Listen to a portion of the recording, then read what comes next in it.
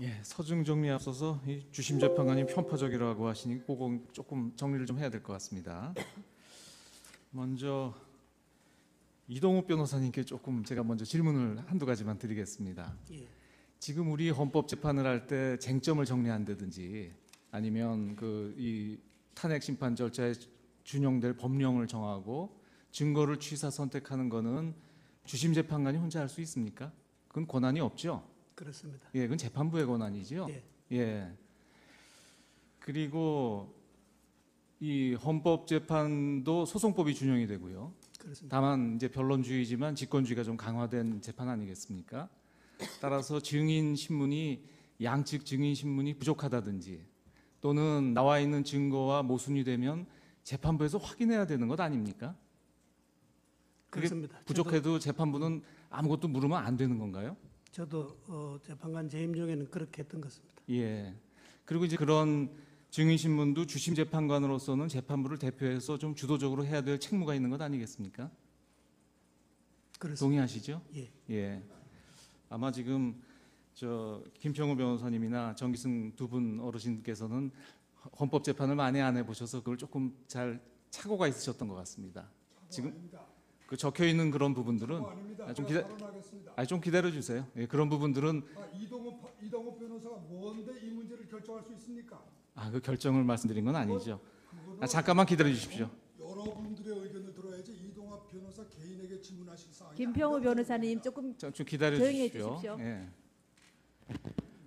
그다음 이중환 변호사님, 이것도 제가 좀 확인해야 될 것 같은데 아까 지금 황정근 변호사님이 확인했습니다만 준비기일에서 지금 4가지 원래 본안전 항변을 하셨는데 그 중에 2가지는 법률적인 항변은 아니다라고 해서 정리가 됐고요. 그 2가지 부분은 아까 말씀하신 것처럼 우리 선례가 있고 법무부도 적법하다는 의견이 들어와서 이거는 정리하는 게 어떠냐 해서 서로 합의가 돼서 철회됐던 거 아닙니까? 그때 제가 좀 강요를 했었나요? 그렇게 해달라는 취지로 저는 그래 들었습니다. 어떻게 들으셨습니까? 아니 제가 강요를 했는지. 강요는 강요는 아니지만 철회해달라는 취지로 말씀하셨습니다. 그런데 강요한 건 아니었죠? 강요는 아니었습니다. 네. 그리고 지금 제가 여러 가지 이제 주심 재판관으로서 증인 신문을 할 때 저는 그 기록에 나와 있는 증거나 아니면 그 증언 내용이 모순되는 점을 이렇게 주로 질문을 했었는데 제가 질문하는 중에 증거에 나오지 않는 개인적인 지식이나 견해를 가지고 증인한테 추궁한 적이 있습니까? 저는 그런 기억이 없거든요. 다 증거가 모순된다든지 다른 사람 진술하고 모순되는 걸 물어봤지 저의 무슨 개인적 이 증거가 없는 개인적 지식이나 견해를 자랑하거나 물은 적은 없는 것 같은데 어떻습니까? 쭉 지켜보시면서 그런 적이 있었나요? 얼른 생각은 안 나시죠? 그에 대해서는 답변하지 않도록 하겠습니다. 예. 그래서 지금 여러 가지 걱정하시는 거야 저희들로서 아니면 주심으로서 여러 가지 불찰이다라고 생각은 합니다만 지금 두 분 변호인께서 적어주신 부분은 좀 정확하지 않은 사실관계에 근거한 것이 꽤 있다. 그런 점에서 그 법정에서 주심 재판관의 이름까지 특정을 해서 편파적이라고 주장하시고 심지어는 청구인의 수석 대리인이다 물론 철회하셨습니다만 이런 표현을 쓰신 것은 우리나라 법정은 물론이고 아까 말씀하셨던 미국 법정에서나 아니면 유럽 법정에서는 있을 수 없는 일이다. 아마 미국 같으면 아마 큰 문제가 됐을 발언이다. 그래서 상당히 유감이다라는 말씀을 드리겠습니다. 무슨 뜻인지 이제 개인적으로 말씀하실 게 아니라 근거를 대셔야죠. 자, 그다음에 이제 사실조회에 관해서 말씀드리겠습니다. 2017년 2월 20일자로 어떤 내용을 말씀하실 겁니까? 재판장 지금 주심 판사님이 또 이의가 없으십니까 이렇게 물으시는데 제가 거기서 상세하게 왜 조서에 대한 증거력을 정하는 문제가 그거는 규칙으로 정할 사항이지 재판관이 일방적으로 정할 사항이 아니다. 규칙 제정 절차를 거쳐야 된다고 제가 주장했습니다. 그러니까 전체적으로 저는 재판관이 말씀하시는 거 하나하나에 다 이의를 제기할 수 없기 때문에 말씀을 안 했지만 저는 강일원 재판관이 개인 독단으로 규칙을 제정하는 어떠한 것에 대해서도 저는 인정하지 않습니다. 그거는 포괄적 이의입니다. 그리고 아까도 이야기했지만 어떤 그 중거법 문제를 무슨 마치 무슨 민사법이 준용되는 것처럼 이렇게 말씀하시는데 전혀 법적 근거가 없어요. 명백히 헌법재판소법 40조에 절차에 관해서는 형사소송법을 준용한다고 되어 있습니다. 그러니까 만일에 이걸 준용을 안 하시려면 왜 준용을 안 하는지에 대한 설명이 있어야 되는 겁니다. 법률에 명백히 준용한다고 되어 있는데 나는 해석이 틀리다. 그러니까 준용 안 하겠다. 이거는 어디에 그런 근거가 있습니까? 김평우 변호사님 그러니까 답변을 드리겠습니다. 지금 강일호 재판관이 지금까지 하신 건 전부 법률에 위반된 건데 그거를 마치 대표 변호사가 동의했으니까 넘어가겠다. 그거는 법률을 오해하신 거예요. 법률에 위반되는 행동은 판사도 할 수 없는 겁니다. 했더라도 그건 무효예요. 답변을 드리겠습니다. 그 헌법재판소법 40조에는 형사소송법을 준용한다고 되어 있습니다. 그리고 헌법재판은 헌법재판의 성질에 맞게 적용을 합니다. 그래서 저희들이 매일 재판관 회의를 거쳐서 이 절차나 진행이나 모든 것에 대해서 회의를 하고 진행을 하고 있습니다. 그 부분은 지금까지 소송을 수행해온 대리인들께서도 모두 아실 것입니다. 쌍방 대리인들께서도요. 그리고 그 부분에 대해서는 아직까지 크게 이의를 하신 분이 안 계십니다. 그리고 재판장님, 그거는 사리가 맞지 않는 말씀이에요. 그 부분은 아니, 서면으로 국회가 써내십시오. 만든 법률이 그렇게 정했는데 이거를 갖다가 국회 법률을 무시하고 재판관하고 변호사들이 둘이서 합의하면 법률을 깰 수 있습니까? 준용이라고 되어 있습니다. 준용은 준용 그대로 해야 되지 않습니까? 왜 준용이라는 걸 뜻을 갖다가 적용하지 않는 것으로 해석해요? 준용한다는 건 적용하는 방법에 관한 문제지 적용하지 않는다는 뜻이 아닙니다. 재판 진행은 재판장이 하는 겁니다. 아닙니다. 재판 진행에 대해서 의견을 말할 수 들어보세요. 있는 제가 당사자의 말씀드리고 권리입니다. 있습니다. 김평우 변호사님, 그렇지 지금 않습니까? 저희가 굉장히 모욕적인 언사에 대해서도 그리고 굉장히 참고 진행을 하고 있었습니다. 그런데 지나치십니다. 아니 뭐가 지나쳐요? 저는 법을 설명한 것밖에 아무 설명이 없었습니다. 저는 아까 발언하실 때도 재판부에 대해서 굉장히 모욕적인 언사와 지난 기일에 재판부에 대해서도 삿대질이랑 헌법재판관식이나 하느냐 이런 말씀을 하셨습니다. 뭐라고요? 저희가 문제 삼을 수도 있지만 제가 뭐라고 그랬어요? 녹음이 다 되어 있습니다. 그 그래요. 부분은. 녹음을 다 틀어보시죠. 그럼 제가 뭐라고 그랬습니까? 이런 다음- 법이 있느냐고 이야기했지. 그거를 갖다 뭐가 잘못돼요? 다음 진행하겠습니다. 재판장님, 원만한 재판 진행을 방해하고 이 신성한 헌법재판의 권위와 신뢰를 저해하는 행위에 대해서는 재판부에서 단호한 조치를 취해야 된다는 것이 국회를 대표하는 소추위원의 생각입니다. 잘 검토해 주시기 바랍니다. 네, 그 부분은 저희가 별도로 검토하도록 하겠습니다. 일단 품격 있게 재판이 진행되도록 협조해 주시기 바랍니다. 이 사건이 일반 사건이 아니지 않습니까? 대통령 탄핵 사건입니다.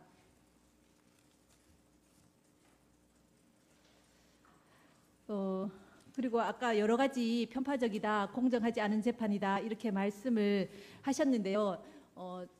몇 분의 대리인은 오늘부터 또 몇 분의 대리인은 지난 기일부터 이렇게 참여를 하셨습니다. 참여를 하셨는데 지금까지 저희가 굉장히 그래도 순조롭게 이렇게 진행이 되어 왔고 저희 전 소장님께서 3월 13일 그거는 이제 우리 헌법재판 질서나 또 국정공백이나 또 7인 재판관 체제에서 혹시라도 이런 그 선고가 되는 그런 우려 때문에 개인적으로 말씀하신 겁니다. 그 부분에 대해서 우려를 그 피청구인 대리인께서 말씀하신 이외에는 절차에 대해서 특별한 이의가 없으셨습니다. 그만큼 저희 재판이 공정하게 또 저희로서도 최선을 다해서 진행하기 위해서 노력해 왔다는 것은 이 법정에 계신 청구인 대리인이나 피청구인 대리인 그리고 방청객 여러분, 온 국민이 지금 동영상으로 다 보시고 계십니다. 그 부분에 대해서 지금 지난 기일과 이번 기일에 참여하신 변호사님들께서도 충분히 그 말씀을 저희가 참고를 하겠지만은 그 부분에 대해서 그렇게까지 재판부에 대해서 모욕적인 언사를 하신 거는 조금 저희 재판부로서도 매우 유감스럽습니다. 그리고 저희가 그 말씀을 하셔서 저희가 진행 경과에 대해서 한번 살펴봤습니다. 휴정 기간 동안에 시간 동안에 살펴봤는데요. 문서 송부 촉탁이 그리고 이 재판이 아까 김평우 변호사님께서 청구인의 입증이 끝났기 때문에 이제부터 피청구인이 반론을 시작하신다고 말씀하셨는데요. 준비기일부터 쌍방의 공이 똑같은 변론의 기회가 주어졌습니다. 그래서 청구인과 피청구인 쌍방에서 모두 주장과 입증을 같이 하여 오셨습니다. 맞으시죠? 피청구인 대리인 그거 부인하실 분 안 계시죠? 그래서 문서 송부 촉탁 신청이 총 11건이 직권으로 한 것 외에 11건이 채택이 됐습니다. 청구인 신청 5건, 피청구인 신청 6건. 그다음 사실조회가 70건 이루어졌습니다. 회신을 받았습니다. 직권으로 1건, 청구인 신청 1건, 피청구인 쪽에서 68건 신청해서 회신을 모두 받았습니다. 그다음 증인 신청 여부에 대해서 보겠습니다. 증인 채택이 총 38명이 이루어졌습니다. 쌍방 청구인, 피청구인 쪽에서 공통으로 신청하신 증인이 3명입니다. 청구인 측에서 신청한 증인이 9분입니다. 피청구인 쪽에서 신청해서 채택된 증인이 26명입니다. 그리고 저희가 이 재판을 진행하면서 쌍방에 항상 이 여러 가지 의견을 묻고 조율하고 해왔습니다. 그래서 2월 1일 제가 재판장이 되어서 처음에 이중환 변호사님께 대표 대리인께 더 이상 신청하실 증거가 없으십니까? 여쭤봤죠.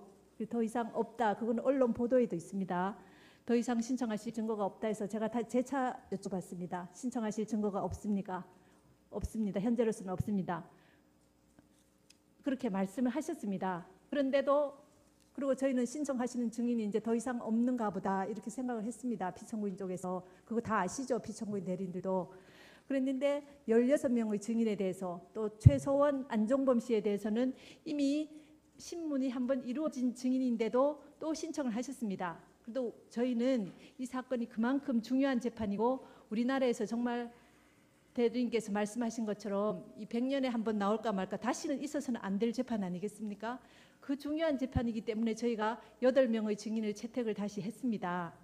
했는데 저희가 좀 안타까운 것은 피청구인 쪽에서 협조하에 있는 증인들조차 2회, 3회 송달을 안 받고 또 송달 받고도 출석하지 않고 기일 공전이 여러 차례 이루어졌습니다. 그리고 안봉근 증인의 경우에는 대동하시겠다 해놓고 또 기일을 공전시키셨습니다. 그리고 김기춘 증인에 대해서도 출석 안 하시면 철회하시겠다고 하셨습니다. 2번 기일을 드렸고요.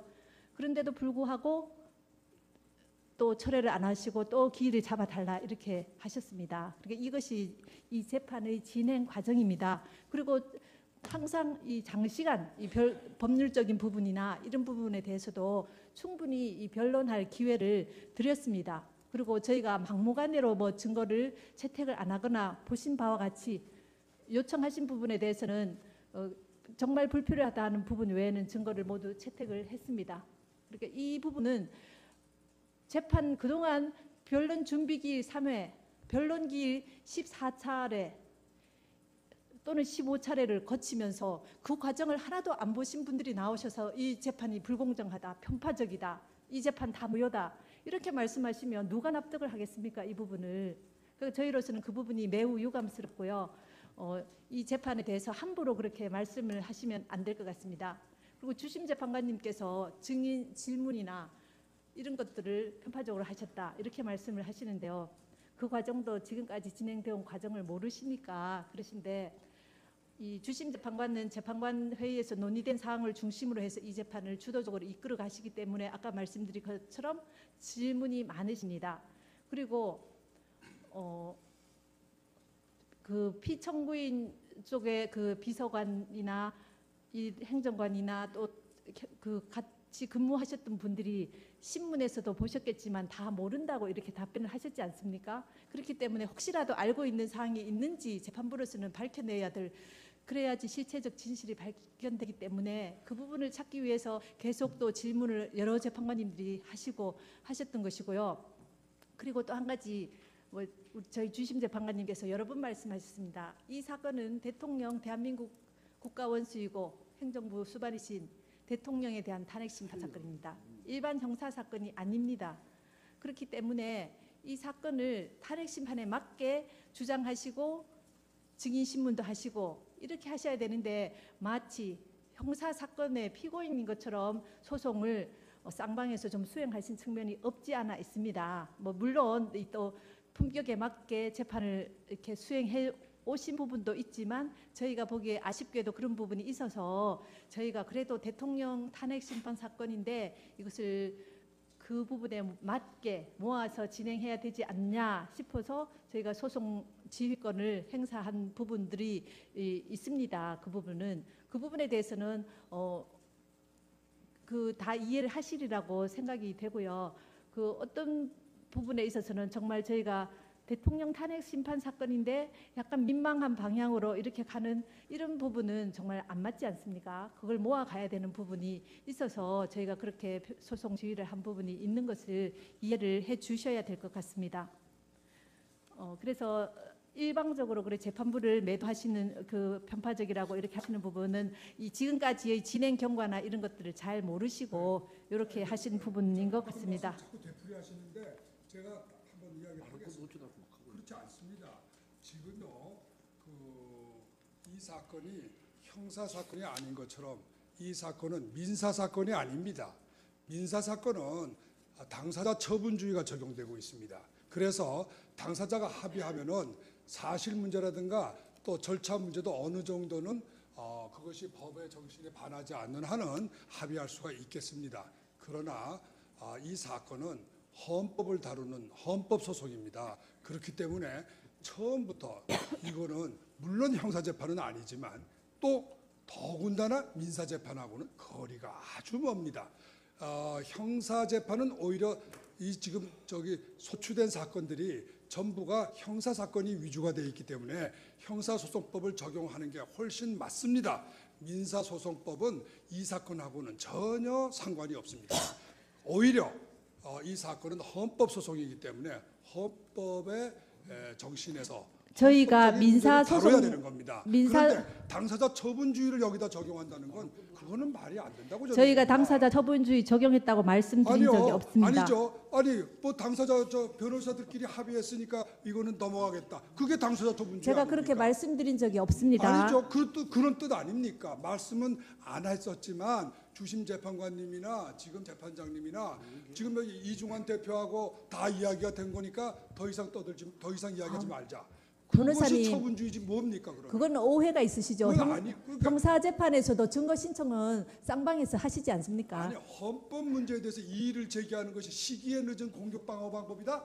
그거는 어느 법에도 근거가 없는 거예요. 시기에 늦은 공격 방어 방법이라고 하는 건 민사 소송에만 적용되는 겁니다. 형사 사건에서도 적용되지 않습니다. 왜 그러냐면 피고인의 유리한 증거가 사후에 발견됐더라도 결심 단계에서 발견됐더라도 그 증거를 제출할 수 있는 기회가 주어져야 제가 되는 것이 인권의 기본 정신입니다. 그런데 시기에 늦었기 때문에 인권 침해한 것도 넘어가자 말이 되겠습니까?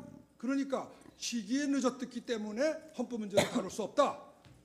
인권 침해 문제도 다룰 수 없다.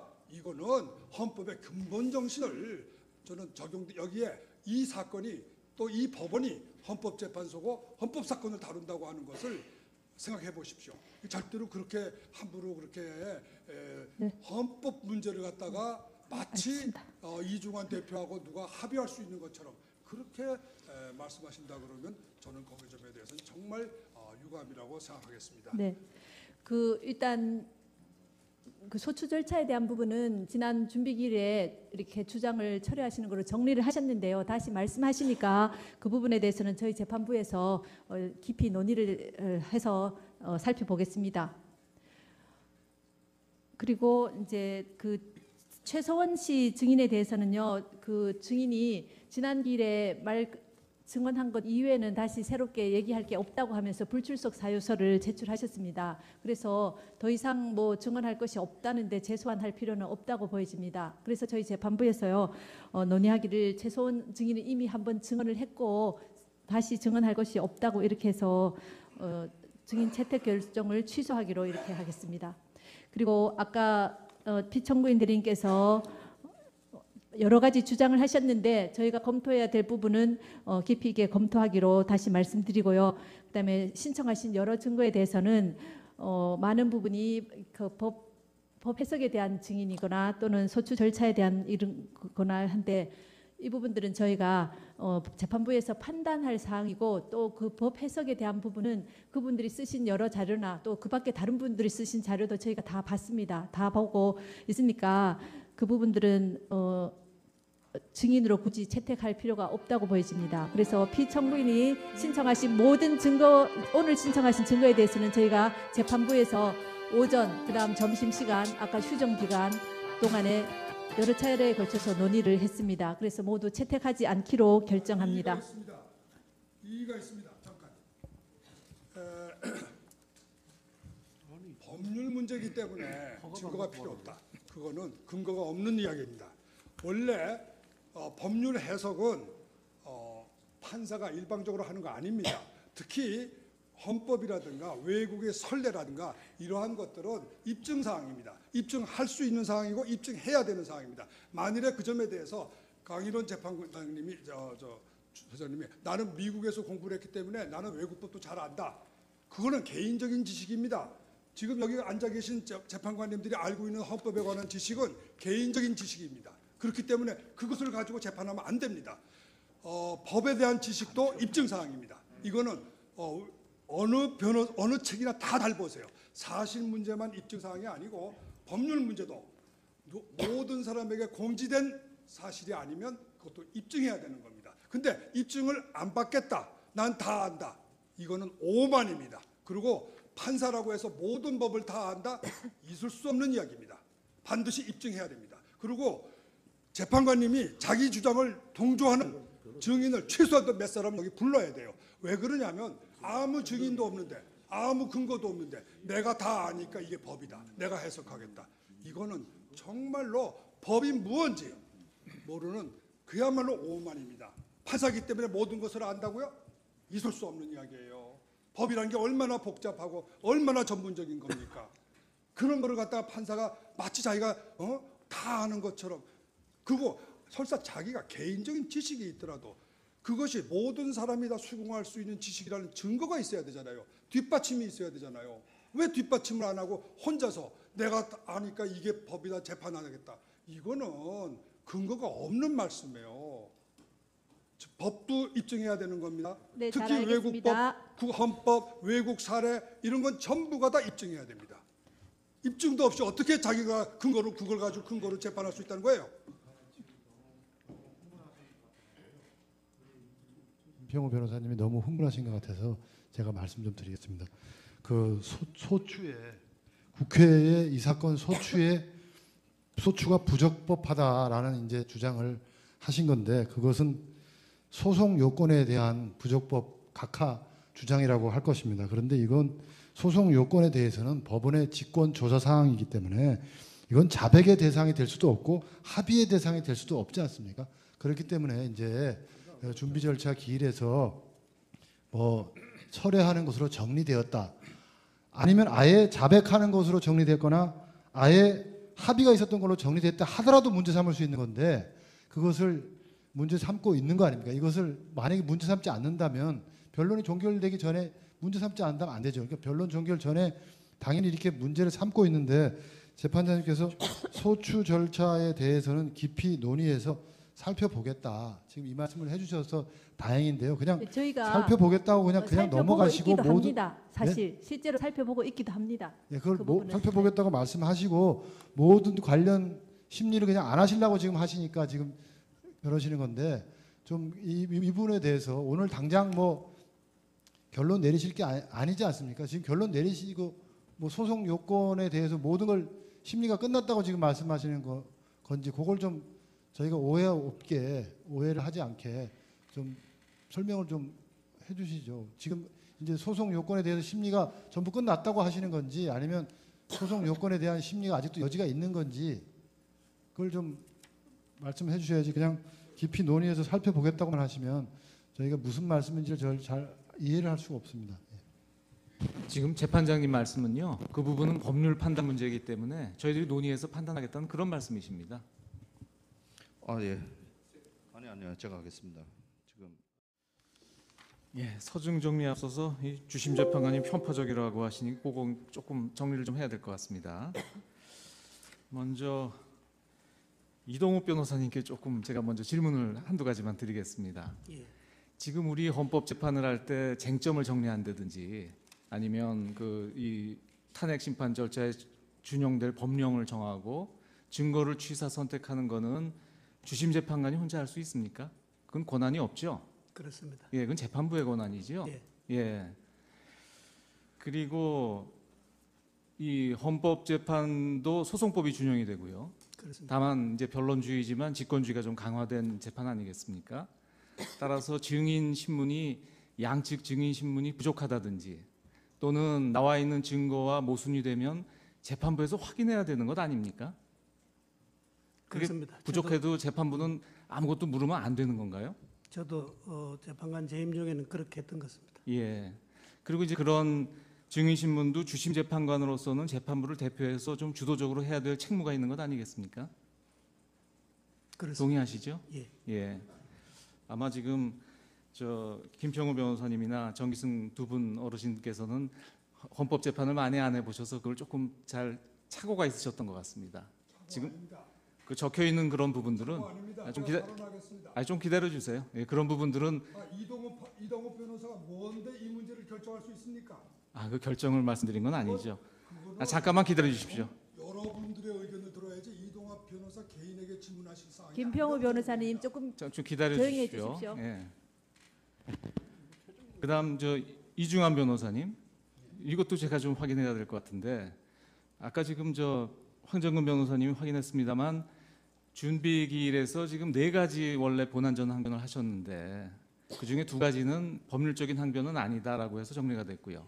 그 2가지 부분은 아까 말씀하신 것처럼 우리 선례가 있고 법무부도 적법하다는 의견이 들어와서 이거는 정리하는 게 어떠냐 해서 서로 합의가 돼서 철회됐던 거 아닙니까? 그때 제가 좀 강요를 했었나요? 그렇게 해달라는 취지로 저는 그래 들었습니다. 어떻게 들으셨습니까? 아니 철회- 제가 강요를 철회해달라는 했는지. 강요는 아니지만 철회해달라는 취지로 말씀하셨습니다. 그런데 강요한 건 아니었죠? 강요는 아니었습니다. 네. 그리고 지금 제가 여러 가지 이제 주심 재판관으로서 증인 신문을 할 때 저는 그 기록에 나와 있는 증거나 아니면 그 증언 내용이 모순되는 점을 이렇게 주로 질문을 했었는데 제가 질문하는 중에 증거에 나오지 않는 개인적인 지식이나 견해를 가지고 증인한테 추궁한 적이 있습니까? 저는 그런 기억이 없거든요. 다 증거가 모순된다든지 다른 사람 진술하고 모순되는 걸 물어봤지 저의 무슨 개인적 이 증거가 없는 개인적 지식이나 견해를 자랑하거나 물은 적은 없는 것 같은데 어떻습니까? 쭉 지켜보시면서 그런 적이 있었나요? 얼른 생각은 안 나시죠? 그에 대해서는 답변하지 않도록 하겠습니다. 예. 그래서 지금 여러 가지 걱정하시는 거야 저희들로서 아니면 주심으로서 여러 가지 불찰이다라고 생각은 합니다만 지금 두 분 변호인께서 적어주신 부분은 좀 정확하지 않은 사실관계에 근거한 것이 꽤 있다. 그런 점에서 그 법정에서 주심 재판관의 이름까지 특정을 해서 편파적이라고 주장하시고 심지어는 청구인의 수석 대리인이다. 물론 철회하셨습니다만 이런 표현을 쓰신 것은 우리나라 법정은 물론이고 아까 말씀하셨던 미국 법정에서나 아니면 유럽 법정에서는 있을 수 없는 일이다.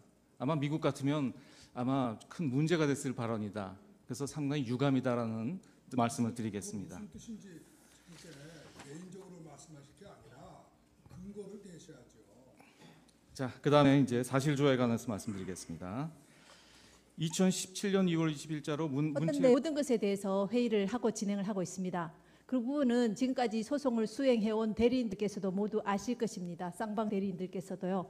그리고 그 부분에 대해서는 아직까지 크게 이의를 하신 분이 안 계십니다. 그리고 재판장님, 그거는 사리가 맞지 않는 말씀이에요. 그 부분은 아니, 서면으로 국회가 써내십시오. 만든 법률이 그렇게 정했는데 이거를 갖다가 국회 법률을 무시하고 재판관하고 변호사들이 둘이서 합의하면 법률을 깰 수 있습니까? 준용이라고 되어 있습니다. 준용은 준용 그대로 해야 되지 않습니까? 왜 준용이라는 걸 뜻을 갖다가 적용하지 않는 것으로 해석해요? 준용한다는 건 적용하는 방법에 관한 문제지 재판장님. 적용하지 않는다는 뜻이 아닙니다. 재판 진행은 재판장이 하는 겁니다. 아닙니다. 재판 진행에 대해서 의견을 말할 수 들어보세요. 있는 제가 당사자의 말씀드리고 권리입니다. 있습니다. 김평우 변호사님, 그렇지 지금 않습니까? 저희가 굉장히 모욕적인 언사에 대해서도 그리고- 굉장히 참고 진행을 하고 있었습니다. 그런데 지나치십니다. 아니 뭐가 지나쳐요? 저는 법을 설명한 것밖에 아무 설명이 없었습니다. 저는 아까 개인적인- 발언하실 때도 재판부에 대해서 굉장히 모욕적인 언사와 지난 기일에 재판부에 대해서도 삿대질이랑 헌법재판관식이나 하느냐 이런 말씀을 하셨습니다. 뭐라고요? 저희가 문제 삼을 수도 아니, 있지만 제가 뭐라고 그랬어요? 녹음이 다 되어 있습니다. 그 그래요. 부분은. 녹음을 다 틀어보시죠. 그럼 제가 뭐라고 그랬습니까? 이런 다음- 법이 있느냐고 이야기했지. 그거를 갖다 뭐가 잘못됐어요? 다음 진행하겠습니다. 재판장님, 원만한 재판 진행을 방해하고 이 신성한 헌법재판의 권위와 신뢰를 저해하는 행위에 대해서는 재판부에서 단호한 조치를 취해야 된다는 것이 국회를 대표하는 소추위원의 생각입니다. 잘 검토해 주시기 바랍니다. 네, 그 부분은 저희가 별도로 검토하도록 하겠습니다. 일단 품격 있게 재판이 진행되도록 협조해 주시기 바랍니다. 이 사건이 일반 사건이 아니지 않습니까? 대통령 탄핵 사건입니다.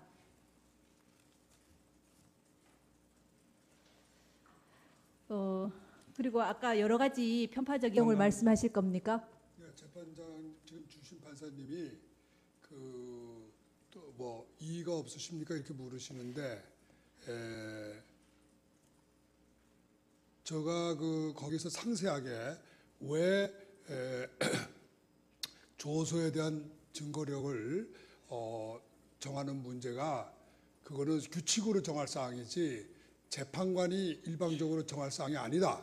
규칙 제정 절차를 거쳐야 된다고 제가 주장했습니다. 그러니까 전체적으로 저는 재판관이 말씀하시는 거 하나하나에 다 이의를 제기할 수 없기 때문에 말씀을 안 했지만 저는 강일원 재판관이 개인 독단으로 규칙을 제정하는 어떠한 것에 대해서도 저는 인정하지 않습니다. 그거는 포괄적 이의입니다. 그리고 아까도 이야기했지만 어떤 그 중거법 문제를 무슨 마치 무슨 민사법이 준용되는 것처럼 이렇게 말씀하시는데 전혀 법적 근거가 없어요. 명백히 헌법재판소법 40조에 절차에 관해서는 형사소송법을 준용한다고 되어 있습니다. 그러니까 만일에 이걸 준용을 안 하시려면 왜 준용을 안 하는지에 대한 설명이 있어야 되는 겁니다. 법률에 명백히 준용한다고 되어 있는데 나는 해석이 틀리다. 그러니까 준용 안 하겠다. 이거는 어디에 그런 근거가 있습니까? 김평우 변호사님 그러니까 답변을 드리겠습니다. 지금 강일호 재판관이 지금까지 하신 건 전부 법률에 위반된 건데 그거를 마치 대표 변호사가 동의했으니까 넘어가겠다. 그거는 법률을 오해하신 거예요. 법률에 위반되는 행동은 판사도 할 수 없는 겁니다. 했더라도 그건 무효예요. 답변을 드리겠습니다. 그 헌법재판소법 40조에는 형사소송법을 준용한다고 되어 있습니다. 그리고 헌법재판은 헌법재판의 성질에 맞게 적용을 합니다. 그래서 저희들이 매일 재판관 회의를 거쳐서 이 절차나 진행이나 뭐다 공정하지 않은 재판이다 이렇게 말씀을 하셨는데요. 몇 분의 대리인은 오늘부터 또 몇 분의 대리인은 지난 기일부터 이렇게 참여를 하셨습니다. 참여를 하셨는데 지금까지 저희가 굉장히 그래도 순조롭게 이렇게 진행이 되어 왔고 저희 전 소장님께서 3월 13일 그거는 이제 우리 헌법재판 질서나 또 국정공백이나 또 7인 재판관 체제에서 혹시라도 이런 선고가 되는 그런 우려 때문에 개인적으로 말씀하신 겁니다. 그 부분에 대해서 우려를 피청구인 대리인께서 말씀하신 이외에는 절차에 대해서 특별한 이의가 없으셨습니다. 그만큼 저희 재판이 공정하게 또 저희로서도 최선을 다해서 진행하기 위해서 노력해 왔다는 것은 이 법정에 계신 청구인 대리인이나 피청구인 대리인 그리고 방청객 여러분 온 국민이 지금 동영상으로 다 보시고 계십니다. 그 부분에 대해서 지금 지난 기일과 이번 기일에 참여하신 변호사님들께서도 충분히 그 말씀을 저희가 참고를 하겠지만은 그 부분에 대해서 그렇게까지 재판부에 대해서 모욕적인 언사를 하신 것은 조금 저희 재판부로서도 매우 유감스럽습니다. 그리고 저희가 그 말씀을 하셔서 저희가 진행 경과에 대해서 한번 살펴봤습니다. 휴정 시간 동안에 살펴봤는데요. 문서 송부 촉탁이 그리고 이 재판이 아까 김평우 변호사님께서 청구인의 입증이 끝났기 때문에 이제부터 피청구인이 반론을 시작하신다고 말씀하셨는데요. 준비기일부터 쌍방의 공의 똑같은 변론의 기회가 주어졌습니다. 그래서 청구인과 비청구인 쌍방에서 모두 주장과 입증을 같이 하여 오셨습니다. 맞으시죠? 비청구인 대리인 그거 부인하실 분 안 계시죠? 그래서 문서 송부 촉탁 신청이 총 11건이 직권으로 한 건데 왜 11건이 채택이 됐습니다. 청구인 신청 5건, 비청구인 신청 6건. 그다음 사실 조회가 70건 이루어졌습니다. 회신